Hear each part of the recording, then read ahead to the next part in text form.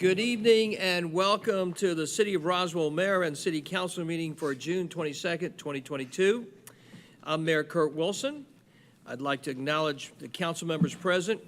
Councilmember Christine Hall, Councilmember Lee Hills, Councilmember William Mortland, Councilmember Michael Palermo, and Councilmember Peter Vanstrom. For the record, Councilmember Marcela Zapata has an excused absence. The City Council voted to give Marcela Zapata a medical leave of absence on January 24, 2022. I now turn it over to our City Administrator, Randy Knighton, to explain how the meeting is run. Mr. Knighton. Thank you, Mayor Wilson. In accordance with Section Chapter 3.70 of the City Code, the City Council shall hold regular public meetings. The purpose of City Council meetings are for the public to participate and speak on agenda items which constitute formal decisions by the elected body. These items are listed on the published agenda, which can be accessed via the city website prior to meetings. This is a public meeting, and some items do require a public hearing. A significant and important component of City Council meetings are to hear directly from citizens on items listed on the agenda. Public comments or questions are essential for the mayor and council to incorporate as they contemplate each decision.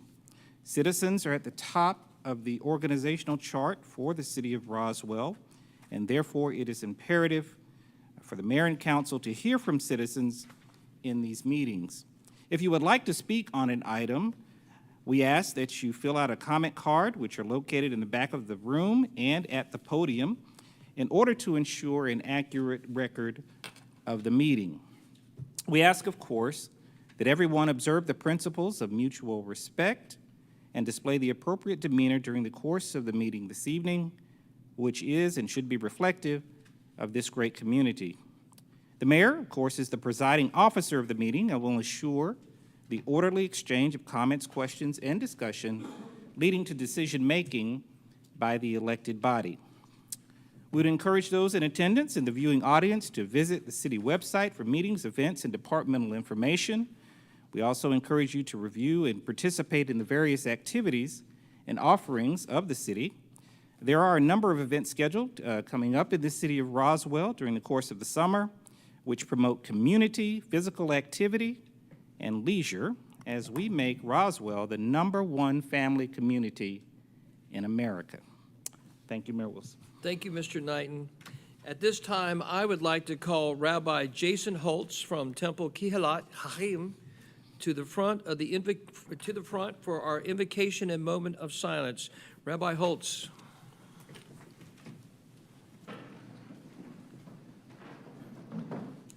Thank you, Mayor Wilson, council members, Barbara Rogers and her fan club who are here, and all my fellow people who either live or work here in Roswell. I learned about service to city and community from my father, who was a firefighter for 25 years. In addition to being a firefighter, I went on to do some other things, but he taught me what it meant to be a part of the city and part of the community, to help people out when they're in need, not to ask who they are or any background questions, just to be available for the welfare of the community. Jewish tradition teaches us to pray for the welfare of the government, wherever it is that we happen to live. For it's through the government that we have welfare, good welfare, we pursue good welfare for the community that we live in, for the city that we live in, that we're all a part of. I see their work as holy work. When they work on roads, it's not just roads, but it's connections between people. When they support local businesses, it's not just businesses, it's opportunities, and it's for the good and benefit of the people who live here. When they do their work, law enforcement, fire, EMT, when they do their work of bringing the city together, and they do their job well, we all benefit. So for the city, we pray, God, may you be with all those who lead our city, all who live here, all who work here, and all who come through into Roswell.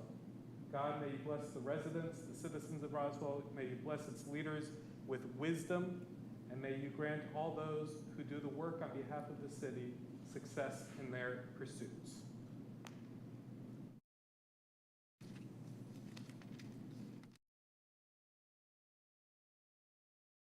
Take a moment now of silence.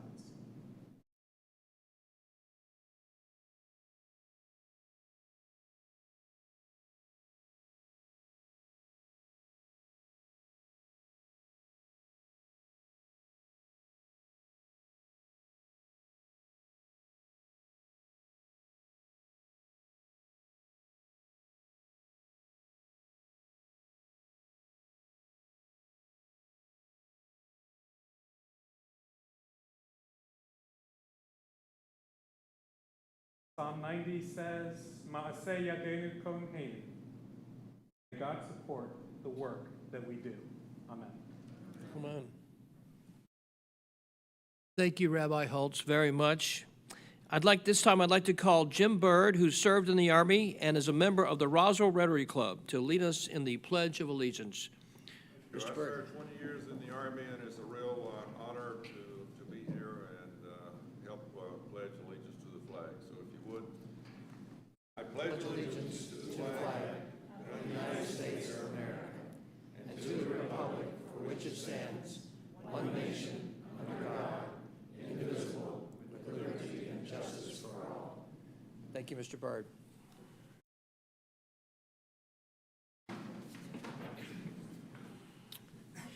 Next on the agenda is the mayor's report.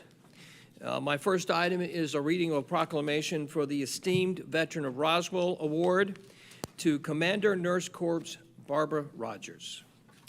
At this time, I would like to call Nurse Corps Barbara Rogers forward to meet me at the podium here for the proclamation.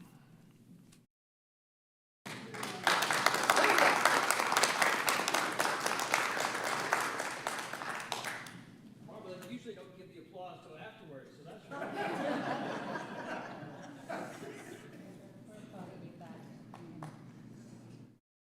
So glad you're here. Thank you for being with us today. It's a real pleasure. Real privilege to be here. Thank you.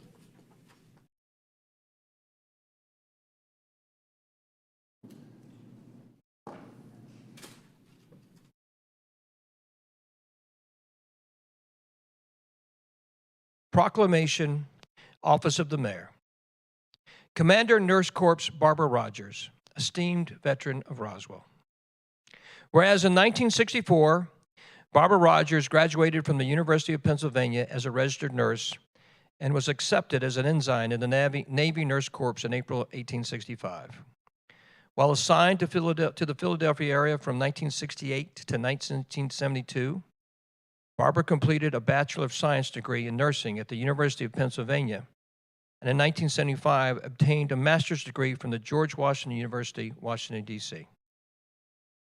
Throughout Barbara's continuing education, in conjunction with the Combined Nurse Corps requirement of multiple discipline readiness, she was able to build skills in numerous medical and surgical nursing specialties in war-related diseases and wound management.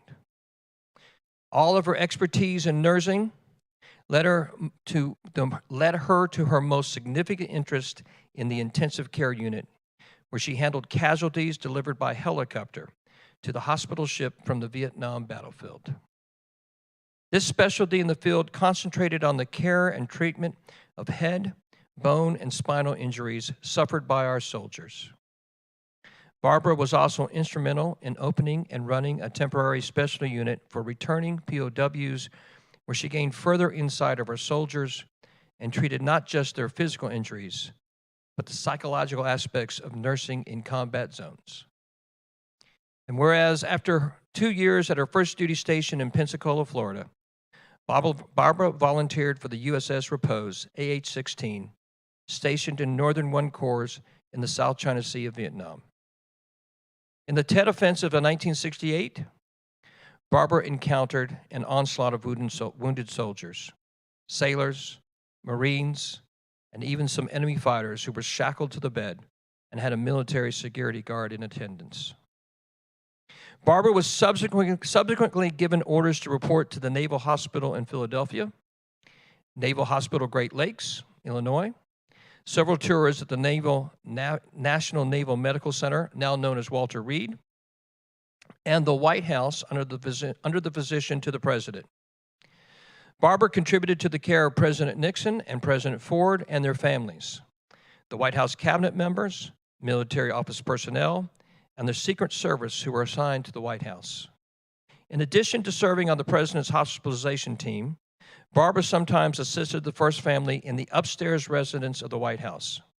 She had occasion to assist with the post-operative recovery of President Nixon's daughter, Julie, and President Ford's wife, Betty, in her recovery from medical issues. Barbara's last assignment in the Nurse Corps was Director of Nursing Education at the National Naval Medical Center, where she was responsible for the orientation, education, and training of all Navy and civil service nurses and all Navy hospital corpsmen and nursing assistants.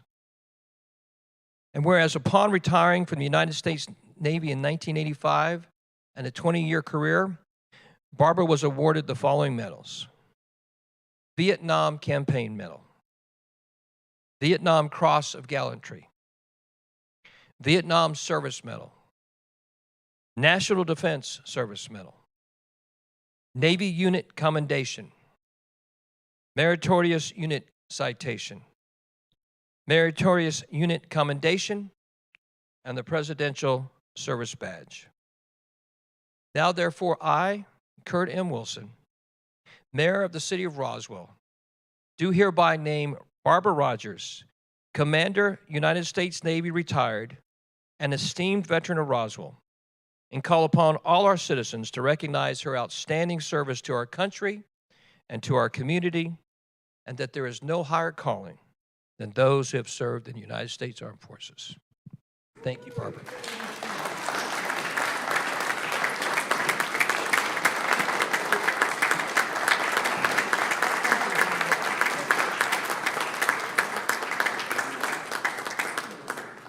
Come on down, Counsel.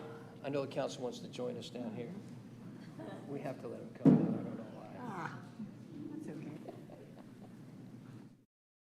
okay. The more the merrier.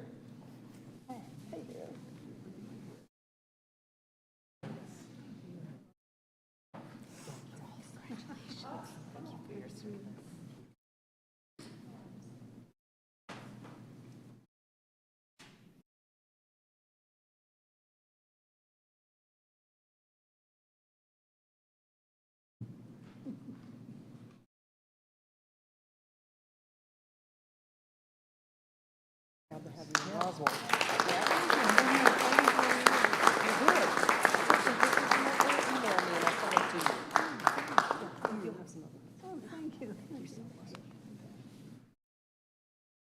Would you like to say anything? Give you the microphone. Okay, let me give you, I should have done this before, sorry. Thank you so much. Before you speak, Hello, anybody home? They're all here. Hey, guys. Okay, I'd just like to say a few things to thank the mayor and thank the council for this wonderful tribute to military. I love it. You rarely get any acknowledgement, so it's wonderful. I'd like to thank, my kids are not here. They're in Fort Collins, Colorado with their kids, and my McLean, Virginia with their kids, so hi, guys. And all the Navy nurses, thank you. I hope you get to see this. But we were a great group. We loved it. From 1908, we were the Nurse Corps. So we're 20 people, 20 nurses called the Sacred 20. And then we moved on until 1918. We did the Spanish flu. We took over cities, actually. The military hospitals took over cities. And we lost 32 Navy nurses at that time. Yeah. And then, okay, I joined in 1965. And so that was 2,000 nurses were on board at that time. The first male nurse was there. And today we have 4,000 plus people. And all over the world, it's a great profession, and it's a great contribution to the country if you want to be a Navy nurse. And 67, 68, lots of Vietnam, the typhoons and the tropical storms were throwing pitching and pitching and rolling in the ship, and we were chasing machines across the road, the place to make sure they didn't bang into the walls. It was a real experience. It was no nursing will ever match it. And then I went to White House like years later, and that won't match anything either because it was Watergate, you know. And so I didn't know a whole lot about it, but everybody was on their tippy toes in the White House, and nobody was having a lot of fun, you know. We were sort of, but we did the job, and I was home on August 9th when President Nixon resigned, and my daughter was born August 12th. So I didn't stand in the rotunda and watch him say goodbye. But after that, I went back to work, and then it was Ford and Betty Ford, and you know, it was a better atmosphere. But and I did other things after that. It was just a great career, and I loved it. And it seems so long ago, my God. But anyway, I appreciate you at least bringing it to my memory again. Thank you very much. I appreciate it. Barbara, thank you.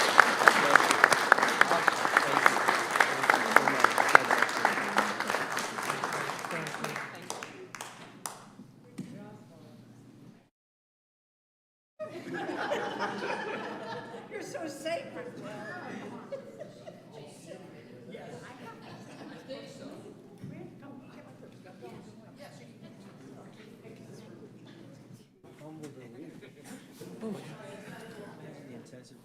Oh, my gosh. Thank you, Barbara Rogers.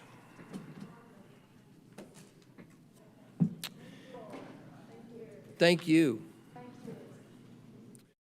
The next item on the mayor's report is approval of an appointment to the Transportation Special Purpose Local Option Sales Tax, Splost, Citizens Oversight Committee.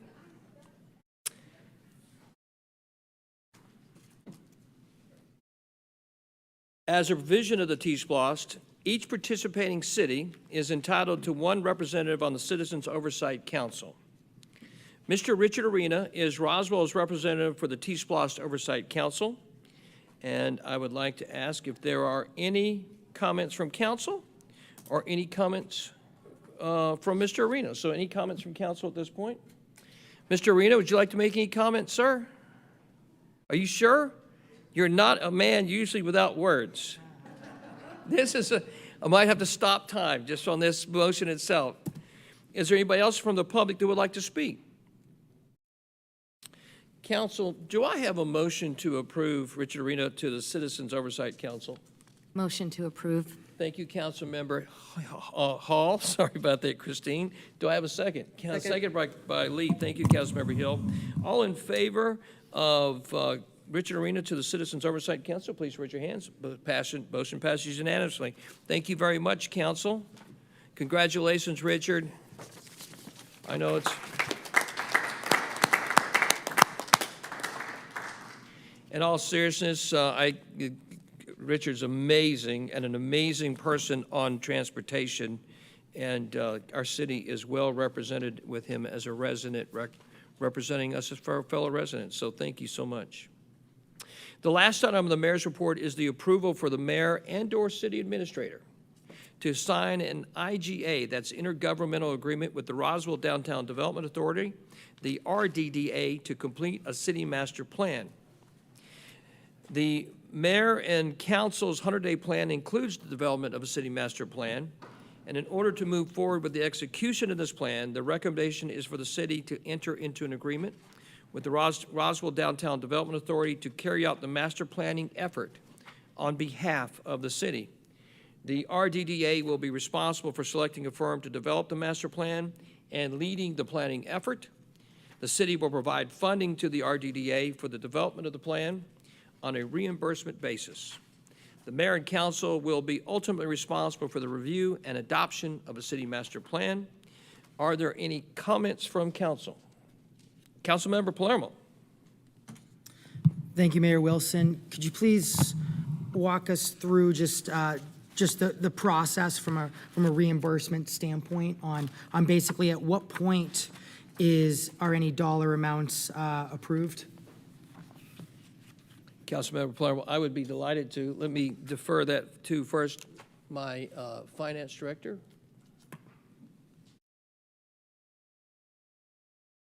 Mr. Luckett? Good evening, everyone. Yes, we've had similar arrangements like this in the past, and typically the way that it works is the entity we're partnering with will move forward with, they actually pay the invoices, pay the vendor that they're working with, and then they submit that invoice and those canceled checks to the city as proof of payment. And once that goes through an approval process here at the city, then that's the city reimburses that organization. Councilmember Palermo, would you like to follow up, sir? Yes. So I guess just help me understand, tonight, if this is approved, is that guaranteeing a check to the Roswell Downtown Development Authority? Or is tonight just setting up the intergovernmental agreement, in which case there's the opportunity for $150,000, depending on the exact scope and details of the city master plan? So we won't write a check for $150,000 to the DDA. They'll only be reimbursed as they spend the funds. In terms of the scope, I'm not sure. That would be a question for Mr. Knighton, I believe. Right, I'll try to answer that as well. With respect to the master planning process, this would potentially allow for the DDA, in this case, to be able to contract with or essentially approve a master planner to master plan certain key areas in the city which are ripe for redevelopment purposes. As you may remember, in the FY22 budget, there's $300,000 total that was allocated for master planning. This would provide up to $150,000 for a master planning effort via the Roswell Downtown Development Authority, of which then they would be able to allocate those funds for a master planner that would obviously be approved with some level of oversight from the city side of the government. And I say city side separating from the development DDA, which is a separate entity. So this would allow for that process to take place with the Downtown Development Authority up to $150,000, which has already been allocated in the FY 2022 budget. Councilmember Palermo, yes, sir. And then, so I guess, yeah, so thank you, Mr. Knighton. So now I think that's clear to me. And so basically, if this is approved tonight, then the DDA has authority to engage a qualified consultant to master plan certain areas within the scope of the DDA's authority. And basically, as long as they do that, then basically the up to $150,000 would be owed. There's no other approvals later on that occur. It's just basically, if this is approved, and as long as they've met the scope of that sentence, then that's when ultimately they need to be reimbursed. Am I understanding that correct, Mr. Luckett? Yes. Okay, thank you. And so I guess that's where.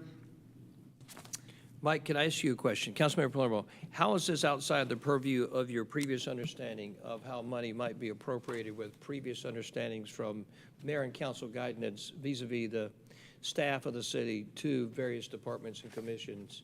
Is there something outside this that strikes you as unusual or outstanding? It's really just wanting to make sure, I guess what I'm concerned about is what does the potential scope of any engagement that they have. In other words, I think there'd probably be some scopes where I'm certainly very supportive of budgeting up to $150,000. And is there the potential that they have some scopes that I'm not supportive of it? That's number one. And then number two is just making sure that that knowing that it's a not to exceed 150,000, obviously, if there's any opportunities for cost savings that the DDA could find, wanting to just really having some type of mechanism or assurances that if there's a way to spend 100,000, then obviously that ends up being $50,000. That's obviously not saved for taxpayers for other purposes. So those are the two different reasons for the questions, if that makes sense. Mike, are you suggesting that you would like to table this item and put it on a committee item? I thought we had discussed this in committee, so I apologize if it hasn't been discussed in committee. I was thinking it had been discussed in committee. If it hasn't, my apologies. And I believe you have discussed this in committee, and I unfortunately had a business trip that I was not able to get out of. And so basically, these were the questions I had. It's really the one main piece is just my concerns that to engage, hire, and pay a qualified consultant to master plan certain areas within the scope of the DDA's authority. My concern there is that's a little broad. So ideally, my preference would be to not defer this item and instead see is there any reasonable way to just add a sentence there or something along the lines that, for example, that mayor and council would approve, prior to them moving forward or committing something along those lines would be my preference. I've got, and to your point, and I think you saw this, well, obviously you can't see this. The mayor and council will be ultimately responsible for the review and adoption of a city master plan. So, I don't know, David, if you want to add in here a sentence that would be legally within the confines of what we can say and what we cannot say along these lines? Mr. Davidson, if it's all right, Mayor? Yes, sir. Before Mr. Davidson tries to explore there. So I certainly see that you all put in just the fact that clearly mayor and council are going to be the ones that would ultimately choose to implement a plan. It's more of my concern is the last thing I'd want is $150,000 is spent and it ends up being a direction that is not a way that's kind of helpful in the different city goals. So that's where my thought is. My preference would be to enter into the intergovernmental agreement, and then at the same time, so basically we're letting them know that the city shall reimburse the DDA for an amount up to not to exceed $150,000. However, that there just be some type of check-in place or something where the scope of the agreement is seen and approved prior. That's ultimately the reason for my discussion. Yes, sir. No, understood. David? Yes, sir. Christine, did you have something you wanted to say? I didn't want to interrupt your thoughts. Yes, my question, and I just don't recall having this conversation in committee. Is it typical for cities to reimburse DDAs for these types of plans, or would DDAs normally fund them out of their own proceeds or monies?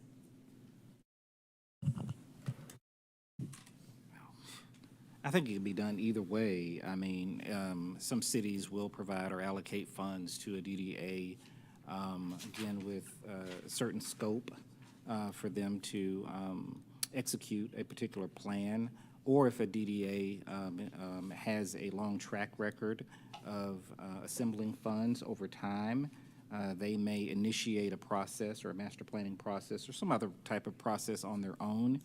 In this case, since this had been identified in the 2022 budget, the thought was that these funds, with mayor and council approval, could be provided essentially for the DDA within the scope of their boundaries to contract with or approve a master planner for a master planning effort. Christine, can I take that question? It's a great question. And I think to the point of that question is thinking that if we are, if you will, the funds are coming directly to fund the source of the item, thinking that the intentionality of that will have 100% compliance, rather than if the funds were originating inside of the development authority itself, there might be the potential of perhaps a different outcome than what council would want. So I think the question is great. At the end of the day, you're right, within the purview of the law, as I understand it, there's some guidance you can give and there's some guidance you cannot give. And that is part of having a development authority in action. So, if I'm speaking correctly, David. But I hear some, yeah, Councilmember Palermo.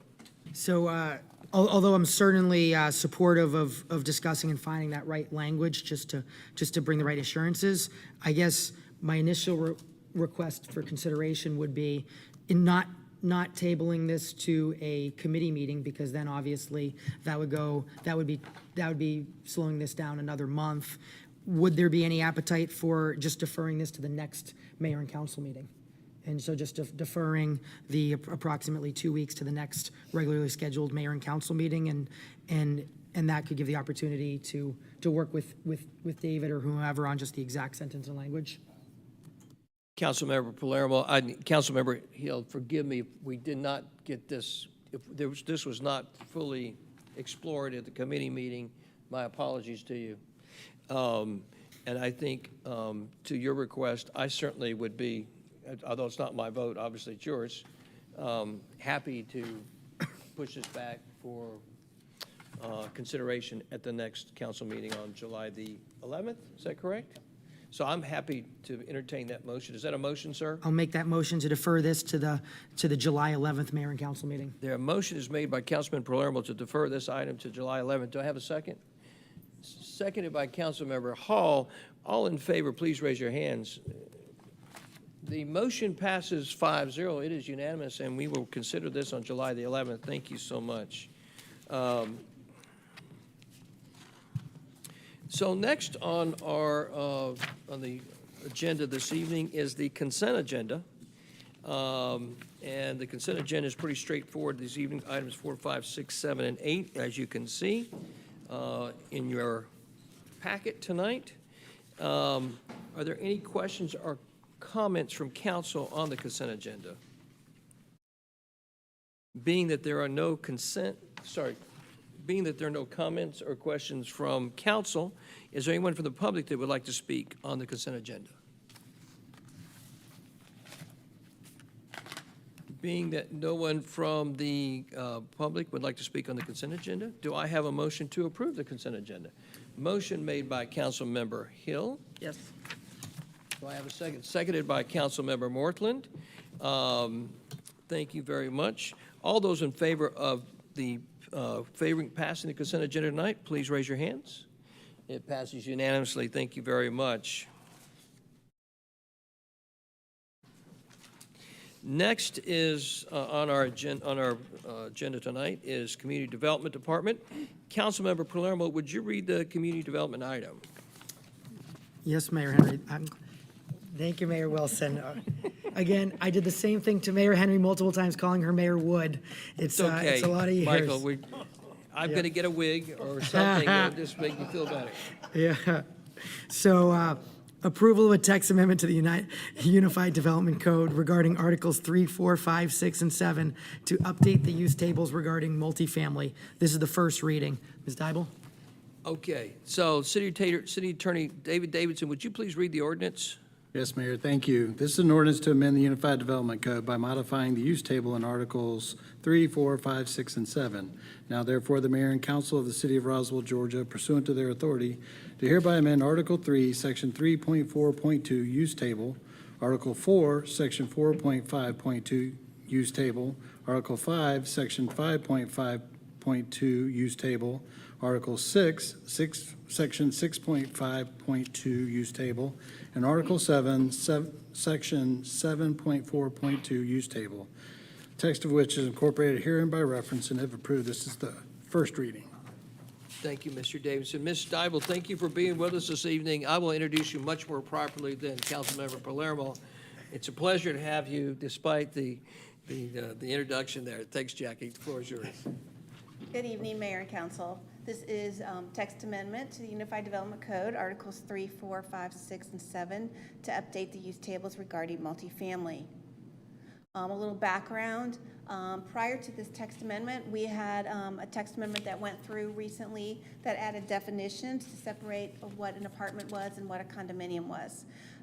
That was approved by Mayor and Council on May 23rd of this year. The use tables went to committee in March. Initiation by Mayor and Council on April 11th. It was heard by the Planning Commission on May 17th. It is here for its first reading tonight, and if approved for first reading, will be heard by the Mayor and Council on July 11th for second reading. All we're doing here is removing the word multifamily and replacing it in each table, multifamily / apartment and multifamily / condominium. And this is in Article 3, 4, 5, 6, and 7, as read by David Davidson. Staff, Planning Commission did recommend approval at the May 17th hearing. Staff recommends approval of the first reading. Do you have any questions? Jackie, thank you so much. Council, questions or comments? Councilmember Palermo. Thank you, Ms. Dybel. So I have two questions. First question is, remind me, if the mayor and council choose to pass this tonight, and then during the second reading, they choose to pass it then, which creates the ordinance and updates the code, that does not change the uses or what any properties are currently doing, and nor does it impact the opportunity for developers to request multifamily, whether it be apartments or condominiums. Is that correct? That's correct. All this is doing is separating out multifamily to separate as apartment and condominium. Great, thank you. And so the one thing here, as I was looking closer at, just, I know we had discussed a lot of different cities do it different ways, and ultimately through that committee meeting and initiation, it was decided that we were going to move forward with this path, which I think makes sense and I support. It's just when I was looking at some of the Alpharetta details, what was interesting was in Alpharetta, and they set it up differently, but a building that's approved for apartments, they could actually build as condos, whereas in vice versa, if it's only approved for condos, they cannot build apartments. And it's just the first reading, and so I'm certainly supportive of moving forward moving this forward as is tonight. But just basically, Ms. Dybel, what do you see as the impact for that? Is it if someone were to come and request a conditional use for multifamily apartment, and then for whatever reason, change of ownership, et cetera, they wanted to change it into condominiums, does that mean they'd have to come and basically get a different conditional use or a site plan change? Or what would you see as the process for that?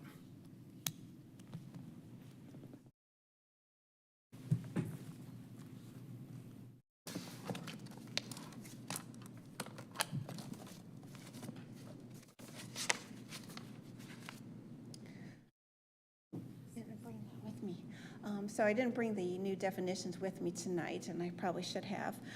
So realistically, if it's a conditional use and someone asks for, say, apartments, and they are going to change to condominium, as long as they don't change the number and the use or the number under our code, I don't see where they would have to come back before the mayor and council.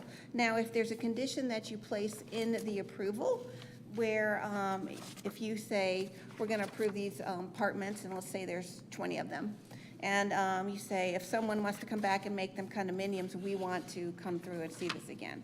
But in our code, under Article 13.8, when you go through and submit for a land disturbance permit, there are certain things that are required, and if they make those changes, then they are required to come back to mayor and council.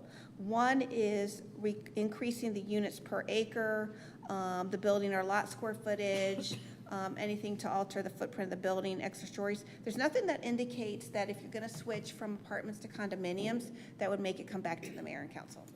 And so with the inverse at the moment, the way it's set up, which again, I think is completely fine, because this is obviously a first step in looking in the future if we want to make other updates. But so does that mean at the moment, if someone were to come in and request multifamily apartment, and they request condominium, and they change their mind and want to switch to apartment, is that something that would be allowed if this was the only change that occurred? That's all that it was. Yes, I believe so, because you would need to make a condition in that approval to indicate that if you'd like to change that from condominium to apartment, you'd have to put that in their approval. We have nothing in the code that says they could not switch that. Thank you. That answers all my questions. That's helpful. Just so this mayor and council and the public are aware, at the moment, I'm supportive and ready to motion to, not yet, when we have all the discussion and the mayor gives the green light, I'll be ready to motion in support of moving this forward to the second reading. But that being said, I think definitely just something for this mayor and council to discuss. And obviously, if I hear otherwise from the mayor and council or from the public, obviously I could be changing my motion from approve to defer, but just wanted to bring out my thought process. Mike, you just illuminated something. Do you want to carry that thought out just for a second for kind of clarity? Because I think you brought up a really good point about a potential, like something that's happened to us many times over the years is a perfect example. You think you got it covered. Boom, there's a slight loophole. Boom, you end up with what you don't want. And sounds like you're kind of illuminating that on this. Can you kind of address that? Because I don't think that's ultimately our aim here. So real, example, and there's probably multiple, but obviously the real example that had a lot of attention was Vickers. So at Vickers, there was the applicant saying that it was going to be condos. And in fact, there might have even been the question from the council saying, okay, can you commit to that and have a legal zoning condition? And the answer was no. And they said the reason they can't is because of financing. So they said because of financing, they need to leave it open. And ultimately, of course, it was apartments, not condominiums. And so I think that's an issue. The advantage to this is it does get the discussion front and center, so it does make it even easier to have the discussion that, look, if you're going to request multifamily condominium, and that's perhaps what there's support for from the neighbors, et cetera, then I think it makes it more of a clear discussion that it's, well, there's going to be an added condition from staff and supported by mayor and council that is a legal condition that cannot change. So that's one thought process I have, in which case I say it's worth approving this tonight and moving to the second reading. If there's thought that doesn't move far enough and there should just be something that's added that makes it clear that if you're approved for a multifamily / condominium, it cannot be changed to multifamily / apartment unless it comes back for a public hearing. That's something we could always add into this, and we could either do it tonight or we could defer this out and do this at and just have staff come back with the suggested language. So again, I'm supportive of either approach. I think either approach is better than where we are today, but obviously, there's the loophole if we're not adding it tonight and it's ever not added as a condition, if that's what the neighbors and the residents are asking for. Thanks, Mike. Councilmember Hall? Thank you, Mayor. And as part of this discussion, maybe this question is for Randy Knighton. When we were in Savannah at the conference, I think we were in discussions with other cities that basically have in their ordinances, if there is a change of ownership, if there was a variance or whatever the zoning change was, it had to come back again to the council. Is there something that we could do like that would cover us on all of these things? I might defer to Mr. Davidson about that. I have seen in the past, it was more particular related to signage, for instance. If there was a sign that did not meet current standards and it changed ownership, then that sign would have to come into conformance. I have seen that in the past. In terms of actual residential unit or property, I think we'd probably need to take a look at that and make sure it's legally sound based on current law. But that is something that we can certainly explore, as we go toward, for this item and any other zoning item as we go forward. So I believe if it is a concern right now, you address it in 9.3.1E, which it says its definitions and standards, and you just put the language in there now. As far as, if it's approved for condominiums, cannot be converted to apartments without mayor and council approval. If it's approved as apartments, it can be converted to condominiums without approval of mayor and council. And just leave it at that. Councilmember Palermo, sorry. Thank you. So two things. Based on that, I think my preference would be that we defer this till the July 11th mayor and council meeting, so that way we can have staff's recommendation and have 9.3.1.e on a slide and showing the potential discussion. So that's my initial reaction. Mr. Davidson, are there any, so when there's a rezoning request in our code, there's a legal requirement that it's addressed in a certain amount of time unless both parties mutually agree to extend it.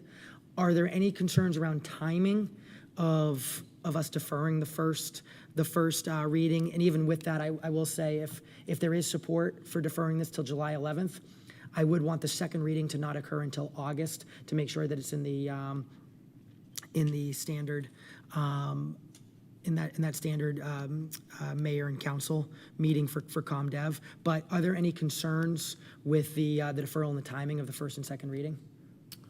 The only concern I might have, I can't remember how far we did the moratorium for. Well, 60 days. So from discussions I've had with ComDev staff, this was not the item that was the urgent concern from staff regarding the moratorium. It was a different one that has been seen by the planning commission. So I'd say this item I'm not concerned with if it ends up taking longer than the moratorium. And there's no concerns from a legal perspective of deferring a first reading. Okay, and so that's with that. But then I want to go back to Councilmember Hall's question and comment. So I definitely had some great, interesting discussions. In fact, Mr. Arena and our entire Transportation Commission, I think would have actually really enjoyed and frankly been aligned with one of the youngest members of Atlanta City Council, who was amazing. They were talking about just transportation aspects, and I would have thought they were describing Roswell, but they were actually saying what they were trying to do in a part of Atlanta. But I'll certainly be sharing more of that later on kind of what I learned and some aspects of GDOT, et cetera. But going back to the change of ownership, I certainly wish I had heard which city and which people were discussing that, because that is something I had not heard. Something that I have heard, and I actually think this mayor and council should consider asking staff to bring to committee for potential initiation, is not related to change of ownership, but it's related to conditional uses. So in Alpharetta, they have a time limit on some conditional uses. And so, for example, for them to go from condominium to apartment, that's a conditional use. Obviously, condo is a conditional use as well. But basically, they have a certain amount of time where if they don't actually develop the apartments, then they're no longer apartments, and they actually have to go to, I forget if it was condos or townhomes. I think that's an interesting thing, because we hear a lot of frustration from residents that just basically something gets approved and then never gets developed. So I think that's something we should consider having staff look at. And another example where there's conditional uses is around height variances, or I'm sorry, let me rephrase that, just height conditional uses. So a conditional use is asking for an extra story. And so therefore, I think this mayor and council should consider having staff looking and bringing back that to be able to keep that conditional use of the extra story without having to come back to mayor and council. It does have to be done within a certain reasonable time frame, as we see with other cities. But those obviously be outside the scope of this discussion right here.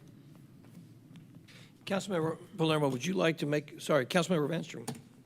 Yeah, I just like for Councilman Palermo to explain to me what more you would want in the definition alteration than what our legal counsel just suggested, that you need further exploration on. I could be comfortable with it. I think that would meet the needs. It's more of my thought process was the fact that we don't have 9.3.1.e here in the slide for us all to see visually. And so my thought process was it could be something where if this was deferred to the July 11th meeting, then we would just have that section in there, so it looks like, there's always the chance we could bring it up here. I'm flexible either way. I'm certainly comfortable just deferring, I'm not deferring this, I'm certainly comfortable voting this. Again, we're gonna vote on it again either way at the second reading, and it's I up to think the I staff, see it that's all. coming up. Okay, excellent. Okay, so those are the defined terms. So, Mr. Gaines, you're going to illuminate something here in terms of 14.2 defined terms? Yes, sir. Good evening, Mayor and Council. I think at the center of this discussion is because we're talking about adding these newly defined terms and newly added terms to the use tables, but we didn't have the actual definitions that were adopted before you, but now we do. So there you see what we've defined an apartment unit as and how we've defined a condominium. And I think in the use table, that last example we were just looking at, everything was a conditional use. Everything was a conditional use for the use type. So if somebody's applying for conditional use for condominiums, that's what they're applying for. And I think with knowing that they're applying for that actual use type, you can say, well, this is what you're approved for if council grants the request. If you want to change from that, then you've got to come back to council because it's a conditional use. You can't change midstream. Now, as was mentioned, we can add the condition for approval to your motion to say, you can't switch to apartments midstream. But I think the way that it's laid out, it kind of takes care of itself. David, if you don't agree with that entirely, I'm open. But I just think that, we might be overthinking this a little bit. I think it's kind of there already. One of the issues that comes up with a apartment going to condominiums is a condominium is individual ownership. So really, there has to be a condominium plat. So there would have to be approval of the subdivision of the apartment units themselves, which would inform staff, basically. And that plat comes to right. this body as well for approval. Now, going from a condominium to an apartment, then you have to get rid of that, and it's all one ownership. So there are other mechanisms, but if you wanted to be clear how you wanted it, I think it's appropriate to, there's a reference to 9.3.1E already in there. Yes. And I don't think it would hurt to put it in there. If there's a city that needs to be clear, it's this city, right? We need to create clarity for everybody. I think that's a great way, if you want to be clear, I think you just answered the question. So is there other, yes, sir, Councilmember Plummer. So I'd say, I think we have two choices ahead of us. One either could be we defer the first reading till July 11th, and then it's brought forward with staff adding that clarity and the updated recommendation off the discussion. And that's one option, and that would push the second reading out until August. The other option is ultimately, knowing that we're having this discussion, knowing that we want to make sure there's clarification added, we could approve this first reading as is, which still, I think, is still improving and moving the ball forward in bringing clarity, and then just still have staff plan on for July. When's the second reading for this scheduled? July 11th. July 11th. So then still just have staff planning on bringing that language for July 11th, which I would request they put in the agenda packet. So just ahead of time to have that clear, and then we just go ahead and be ready to vote for the second reading on July 11th. That sounds simple. Councilmember Vanstrom, did you have something you wanted to add to that, sir? I would love that approach. I'd love that too. So, any other thoughts, questions, or debate? So, Councilmember Palermo, would you like to make a motion, sir? I will make a motion and then want to make sure to certainly have the opportunity to change I it in case. apologize. And before you make a motion, I get jumped the gun a little bit.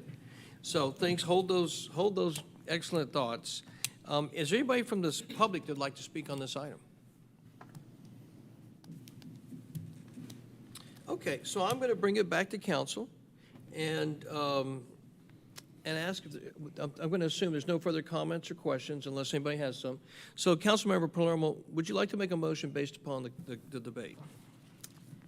Motion to approve item number 1 as written, and knowing that staff is going to add some additional clarity and they're going to put it ahead of time in the agenda packet, knowing that that could be a part of the second reading. Clarity on that, David? Yeah. Clarity on that, Jason? Yes, sir. Commissioner Knight, you comfortable with that, sir? All right, so there's been a motion by Councilmember Paloma, seconded by Councilmember Vanstrom. Thank you, Councilmember Vanstrom. So all in favor of the motion made by Councilmember Paloma with the updates by staff, please raise your hands. The motion passes unanimously. I appreciate it very much. Thank you. I need to correct a mistake I made earlier. It's probably the gravest mistake of the year. There's been some doozies. I would like to ask my friend Richard Arena to come up here to the podium, and I'd like to ask the council to come down here with me. Is there anybody still here willing to take a picture? Marley, we got anybody left? Perfect, Karen. Council, let's go down. Richard, I got this special envelope for you. Well, he got his hair all fixed up for us. Yeah.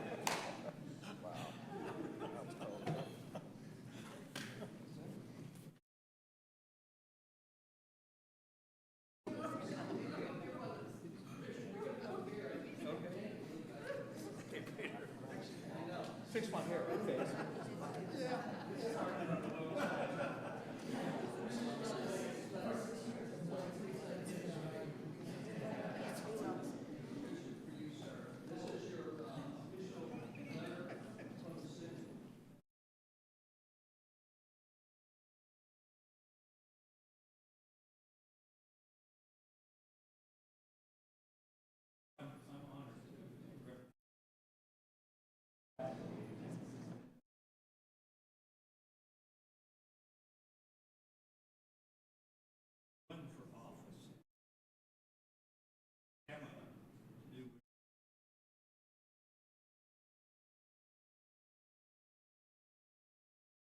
Come on here, look at the middle. Let's get a picture with everybody. You had to do this on a bad hair. Okay, and I was just gonna say, I want to make sure I can see Councilmember Hall there. That's perfect, thank you. Councilmember Morthland, can you move over this way just, yeah, there, perfect.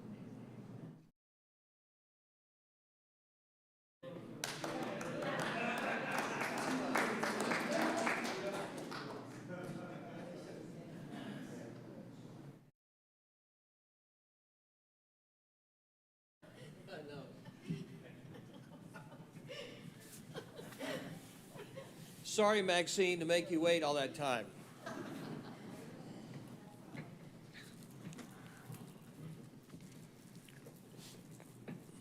So next on the agenda is the Finance Department.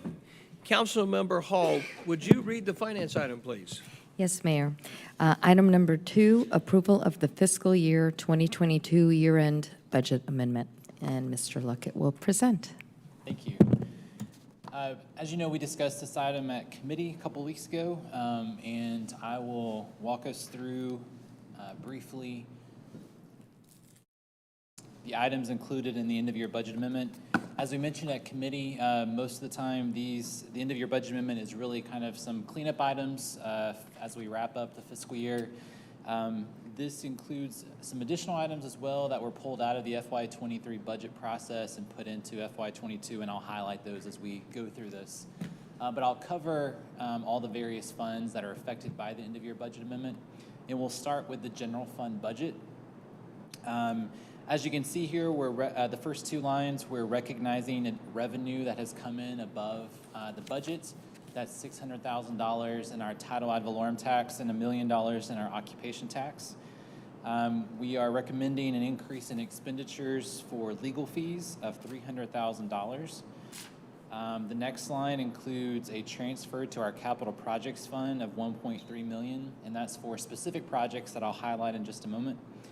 The next item is in our fire department, and this is recognizing insurance reimbursement funds, both the revenue and expense associated with several accidents that have happened. The next item is in the finance department. This is increasing funding for credit card merchant fees. So more and more people are using credit cards, and our merchant fee expenses are going up. And as you know, this is addressed in FY23.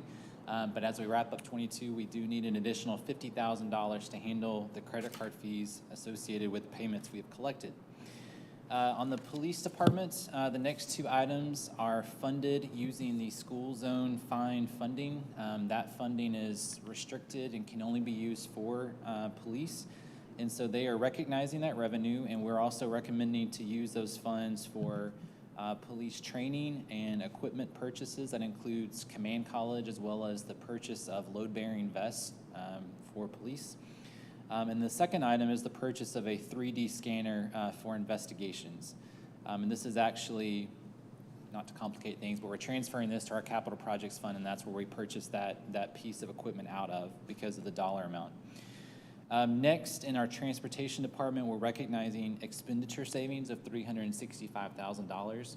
This is related to the GTIB loan that we anticipated debt service beginning this fiscal year, but it did not. So we're using those funds for some other items here that are listed in the end of year budget amendment. And the last two items, one is dealing again with insurance reimbursements related to property damage. This was a bus shelter primarily that had to be replaced, as well as a few other smaller items. And then lastly, in the general fund, we are recommending an increase of $210,000 in expenditures, and this is directly related to the cost of fuel that has gone up, as we all know. And this is in conjunction with the contingency that we have on hand. Both of those items, total of about $300,000 is needed to address the increase in fuel expenses. So overall, for the general fund, we're recommending expenditure increases of $1.7 million. We're recognizing additional revenue of $1.7 million. And so we have a small net revenue increase of $29,388, which adds to our available estimated fund balance in the general fund. The next slide, we get into our capital projects fund, and I'll go through these items as well. The first item is really just an accounting adjustment. It's a expenditure and a revenue. This is recognizing all of the assets that we lease, our vehicle leasing program, the lease proceeds, as well as the expenditure associated with that, so $1.7 million. It's a net zero impact. The next item is recognizing the transfer in that we just mentioned of $1.3 million from the general fund to fund some of the projects that we will talk about. Next is reprogramming funding from capital projects that are at or near completion, and that is an expenditure savings of about $828,000. About $450,000 of this comes from one project, that was the city Wi-Fi replacement. And there are various other projects that are at completion and have some remaining funding that we are able to utilize for other purposes. The next item is one of those items that I mentioned before that is being pulled from the FY23 budget discussion and placed in the 22 fiscal year. This is the computer replacement program. These are for non-public safety computers, $450,000. There's also $300,000 for the development of a city master plan. The next two items are also items that were pulled from the FY23 budget discussions. This includes the cardiac monitor, defibrillator, and chest compression device replacement plan. This is a complete replacement at $802,000. And the next item is fire vehicle replacement, the replacement of two vehicles, Rescue 22 and 24, for $428,000. The next item is recognizing revenue and expenditures associated with insurance reimbursement for storm damage. This was the CAC gazebo, as well as some other shelter damage in our parks. And the next item is, again, the 3D scanner that we discussed earlier. And then finally, this is $210,000 for transportation for the implementation of the Scott Road lighting plan that was discussed at committee a while back. So overall in our capital projects fund, total expenditure increases of $3.2 million and a matching revenue increase of $3.2 million for net zero impact. Next is our solid waste fund. Here we are recognizing some additional revenue of $100,000, as well as recommending an expenditure increase of $45,000, again, for credit card merchant fees in FY22. This results in a net revenue increase of $55,000 and adds to the fund balance in this solid waste fund. In our group benefits fund, we are recognizing revenue from our stop loss reimbursement as well as rebates that we've received for prescription drug program in the amount of $664,000, and we're appropriating that for the related expenditures. So a net zero impact to this fund. In our fleet fund, we're recognizing the transfer in and expense for the insurance reimbursement related to that fire vehicle damage we talked about earlier. In our hotel motel fund, we're recognizing hotel motel tax revenue that came in above budget of $700,000, and we're recognizing the expense that we're required to provide to the Roswell Convention and Visitors Bureau, their portion, $320,000. The remaining portion is added to the fund balance in the hotel motel fund and will be available for later appropriation by Mayor and Council. Next is our American Rescue Plan Act, or ARPA fund. This is recognizing a grant that you recently heard about from our Rec and Parks Department for their adaptive programming. This is a boost grant recognizing the expenditures and revenues of $23,000.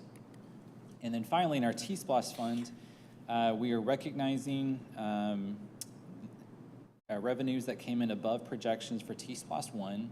And now that we know Splost 2 has passed, we're recognizing the revenues that have come in the final 3 months of this fiscal year that are directly related to Splost 2. So that's $5.9 million increase, and that adds to our available fund balance in the Splost fund. So that concludes all the items for our end-of-year budget amendment, and I'll be glad to answer any questions. Thank you, Mr. Luckett. Appreciate it as always. Council, thoughts or questions for Mr. Luckett? With no thoughts or questions from council, I will take it to our public, our residents. Are any thoughts or questions for Mr. Luckett from our residents? With no thoughts or questions from our residents, I will bring it back to council. Council, any further comments or questions for Mr. Luckett? That being none, Councilmember Hall, do you have a motion? Yes, Mayor. Motion to approve item number 2 in the Finance Department. Thank you, Councilmember Hall. Do I have a second? Seconded by Councilmember Morthland. All those in favor, please raise your hands. The motion passes unanimously. Thank you. Thank you, Mr. Luckett.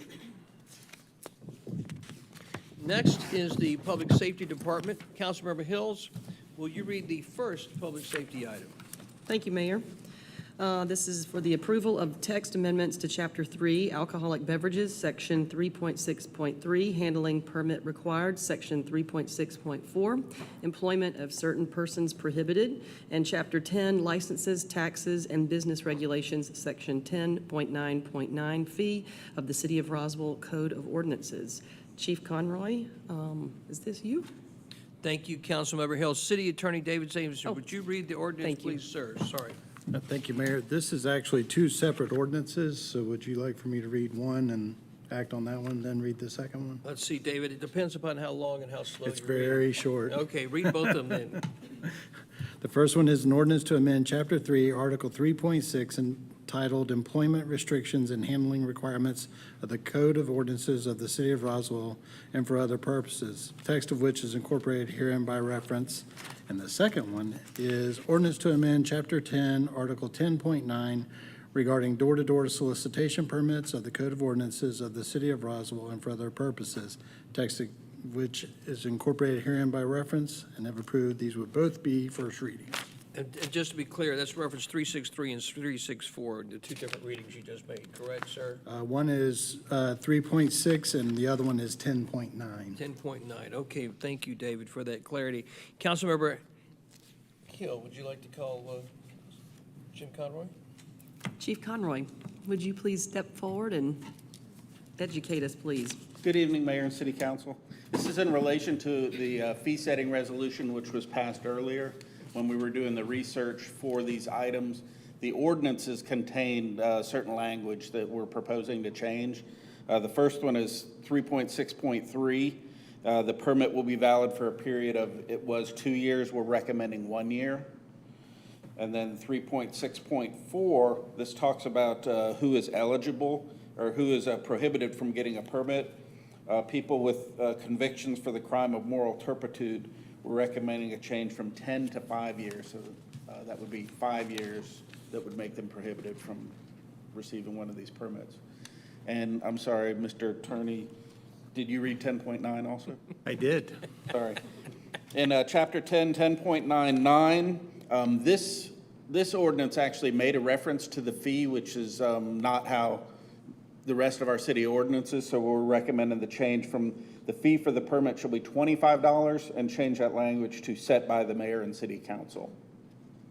And that would make it consistent with our other city ordinances. Thanks, Chief Conroy. Does council have any? Yes, sir. Councilmember Palermo. Thank you, Mayor. So, Chief, just help me understand the changing it from every 2 years to every 1 year. I guess, can you share the main driver behind that? So there were several drivers. One is we need updated information. In the course of 2 years, you could incur additional criminal offenses, and all of our surrounding jurisdictions were also 1 year, so we were matching those other jurisdictions as well. Excellent, thank you. Thank you. Thanks, Councilmember Palermo. Any other thoughts or questions from council for Chief Conroy? Thank you, council. With that being said, was there anybody from the public that'd like to speak on this item? Being that no one from the public would like to speak on this item, I bring it back to council for any further questions or comments. Councilmember Hills, would you like to make a motion? Thank you, Mayor. I would. I'd like to make a motion to approve the text amendments to Chapter 3, Alcoholic Beverages, Section 3.6.3, Handling Permit Required, Section 3.6.4, Employment of Certain Persons Prohibited, and Chapter 10, Licenses, Taxes, and Business Regulations, Section 10.9.9, Fee of the City of Roswell Code of Ordinances. First reading? First reading. Thank you very much, Councilmember Hills. motion to approve. I appreciate that. Do I have a second? Seconded by Councilmember Mortland. All those in favor, please raise your hands. Motion passes unanimously. Thank you very much. Councilmember Hills, would you please read the second item under public safety? Yes, Mayor, thank you. This is for the approval of a resolution to submit for an FY 2022 DNA capacity enhancement for backlog reduction program formula, Federal Bureau of Justice Assistance Grant in the amount of $49,654. Thank you, Councilmember. Chief Conroy? Thank you, ma'am. So first, this is a grant that has bypassed committee due to the deadline. The deadline to submit for this grant is July 7th, and that is why we bypassed the committee. But we're asking for approval to submit for this grant from the U.S. Department of Justice, Office of Justice Programs, Bureau of Justice Administration, in the amount of $49,654 to purchase an equipment. The grant we're applying for, and let me read this, there's a lot of technical words in here, so my apologies. The fiscal year 2022 DNA Capacity Enhancement for Backlog Reduction Program grant. This is for the purchase of an MVAC Systems, Inc. DNA sampling SEC field unit. The SEC field unit, MVAC, is an advanced DNA sampling device which allows for targets, sampling of abnormal or difficult substrates that contain DNA using wet vacuum sampling. So basically, this will allow us to collect and analyze DNA for certain crimes, sexual offenses, and homicide-related offenses, and saves us from having to send it to third-party labs or being backlogged by sending it to the GBI. Being that we do have our own crime lab at the police department, that does make us eligible for this grant. That's awesome. Council, thoughts, questions for Chief? Council, Jim, just for clarification, this is a grant with no matching needs from the city, is that correct? Correct. There's no matching funds. This is a grant, and then we would purchase the equipment once we receive the funds. What's the timetable for this? The grant application is due July 7th. And the award? We do not know. Okay. Rough idea? We get several grants from BGA. They vary in length of time. Well, it sounds like a great thing. The piece of equipment sounds like a much-needed item. Yeah, this would be a coup for us to receive this. There's not many law enforcement agencies in our state that have their own crime lab, which we should have a good opportunity to receive this grant. Outstanding. Thank you. Thanks, Jim. Without any further comments or questions from council, does anybody from the public like to speak on this matter? With no comments or questions from the public, I bring it back to council. Any comments, additional thoughts, comments, or questions? Thanks. Councilmember Hills, would you like to make a motion? Yes, sir, I would. I motion to approve the resolution to submit for an FFY 2022 DNA capacity enhancement for backlog reduction program formula, the Federal Bureau of Justice Assistance grant in the amount of $49,654. Thanks, Councilmember Hills. Do I have a second? Seconded by Councilmember Morthland. All in favor of approval of the resolution, please raise your hands. The resolution is passed unanimously. Thank you so much. Let's see, we'll now go to the city attorney's report. Forgive me. David Davidson? Thank you, Mayor. The only item I have is a recommendation for closure to discuss personnel litigation and real estate. Thank you, Mr. City Attorney David Davidson. Do I have a motion for closure? Let's have a motion from Councilmember Plummer. Do I have a second? Second by Councilmember Hills. All in favor of going to closure, please raise your hands. Motion passes unanimously. We are now going to closure. Thank you very much. Have a good evening, everyone.